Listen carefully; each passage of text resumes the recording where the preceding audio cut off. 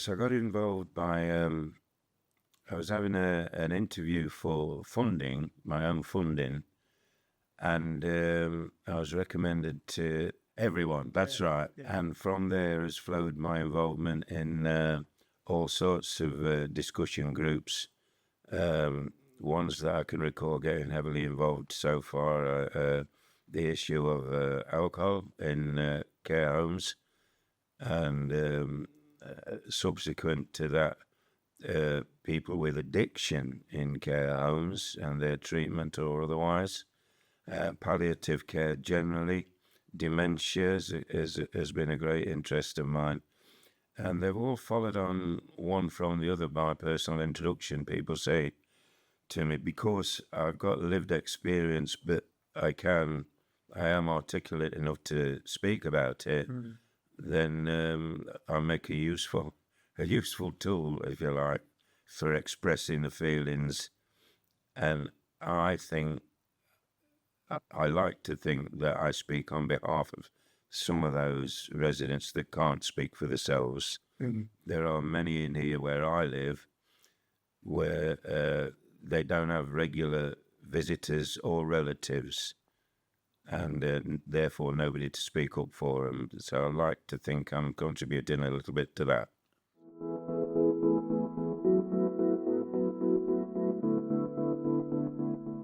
Well, much as I would prefer to be in a live situation in a room, I have found out that these Teams meetings or Zoom meetings, as I could refer to them, are generally pretty easy. Once you've got over the first hurdle, Vicky showed me how to press a button on my laptop and take part in them.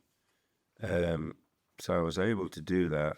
But of course, I always think of those that can't do that, those that haven't got a computer, haven't got access to one. So I think live meetings would be preferable, but in this day and age, where we're dispersed across the country in many cases geographically, then it is a good way forward. It's the best, probably the best alternative to live meetings that not everybody can get to. I myself can't travel far. So yeah, once you get over the nerves of speaking up to a machine, basically, it's a bit of a weird feeling at first, but you soon overcome that. It's like anybody walking into a meeting of any kind for the first time. There will be initial nerves. You always are meeting new people, not sure what you're going to say, how you'll be received. But 5 minutes in and you're there, swept away with the discussion, generally speaking. So there's nothing to be afraid of. And you end up often getting a point of view across that nobody else has quite thought of in the same way, which has got to be useful.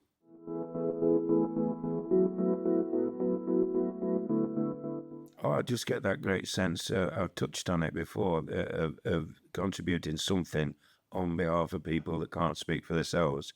I do find a tremendous sense of satisfaction about that. Not completely, because I don't regard it as a job done. I'm just hoping at the moment that things I've said and contributed to will have an effect. And at this point, all I can say is, well, I've said it, I hope somebody was listening. But until we see it leading somewhere in terms of solid action, then there'll never be a feeling of completeness. We just have to keep hammering at the door, I think.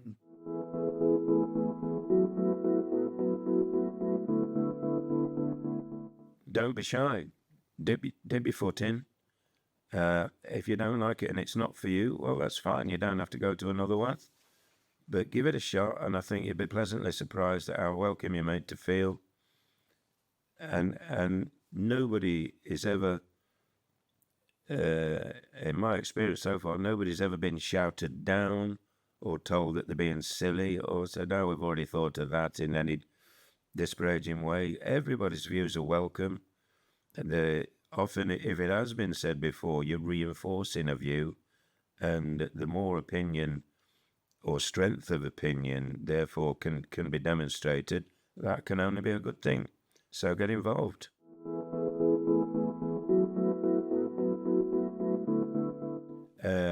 Dr. Wendy Mitchell is one that comes to mind. She's written 3 books. I've read 2 of them. She focused on. She was diagnosed herself with early onset dementia, and through her writing has been able to chart the progress of the disease right through, and has done it in a most wonderfully inspiring, informative, and humorous way. I thoroughly recommend reading those books. The journey from diagnosis through the end of her last book didn't end in her death, but now she has died. She's passed on, as we found out in the newspapers. But it's a terrific journey and well written, and the information in it for anybody trying to live with dementia or to live with relatives, friends who have got dementia or diagnosed with dementia. And she touches on not only dementia, but any kind of end-of-life planning. Palliative care is, as it's called, and other treatment options. She's completely balanced and fair but arguing for self-determination. And in a way, she's in the pro-lobby when it comes to should we allow assisted dying in this country. That's her own view. But she doesn't push it. She just explains it and the reasons behind her own decisions, and argues the other side as well. So it's well balanced. And there was one other book I came across written by a 20-year-old Dutch student who placed himself for his university thesis in a care home as a resident, not as an internee staff, not as an apprentice carer. He wanted to be treated like a resident, and because of that, he gained the residents' trust.